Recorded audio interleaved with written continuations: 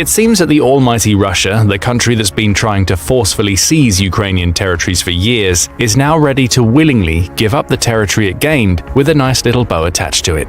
The recipient, the country that has already immensely profited from the war in Ukraine, Russia's former foe, now friend by necessity, China. But which Russian land is China receiving exactly? And what could possibly compel Russian President Vladimir Putin, the man who dreams of a new Russian empire, to make such dramatic concessions?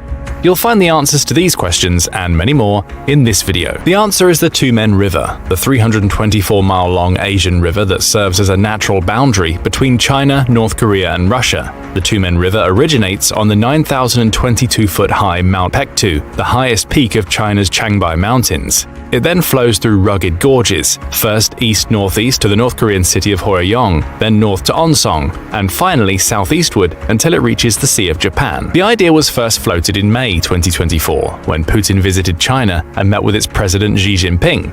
After the two-day visit, the pair issued a lengthy joint statement, reaffirming Russia and China's commitment to enhancing strategic collaboration across multiple domains, including the military and economic sphere. Just take the CCG 5901 ship as an example. This Zhao 2-class ship is the world's largest Coast Guard vessel, and the next in line is not even close. With a length of 541 feet and a displacement of 12,000 tons, the CCG 5901 is more than 8 times bigger than an average US Coast Guard cutter. As you can clearly see, Ukraine's allies, mostly NATO countries, have truly stepped up. So far, NATO members have provided about $43 billion in military aid every year since the start of Russia's invasion. As many as 23 member states have managed to meet or surpass the required 2% defense expenditure target of GDP set by NATO in 2014, highlighting significant progress in strengthening defense capabilities across the alliance. It's also his actions that have brought about severe sanctions and financial ruin, which the Kremlin state television is openly distraught over. In the absence of the most advanced air defense systems, Ukrainian drones have been pummeling mainland Russia.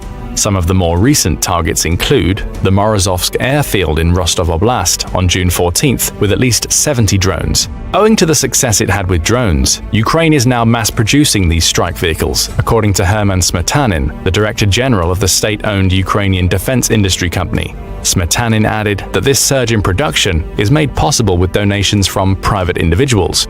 These drones will reportedly have a range of over 620 miles, with some experimental drones striking even further, as far as the Tatarstan Republic, 750 miles away from the Russian-Ukrainian border. With all this in mind, it becomes perfectly clear why Putin is growing desperate enough to even consider ceding part of Russian territory, especially when you consider that this move could potentially anger Putin's loyalists, ever so obsessed with Great Russia fanaticism. But what do you think? Is Putin truly all out of options? And if so, what's cost him the most so far? And while you're here, please share your predictions on China's future role in the war in Ukraine. Will the country continue shamelessly profiting off this tragedy, or will it be forced to reconsider its stance as international pressure mounts and the conflict's ramifications become more unpredictable? Share your thoughts and theories in the comments section below.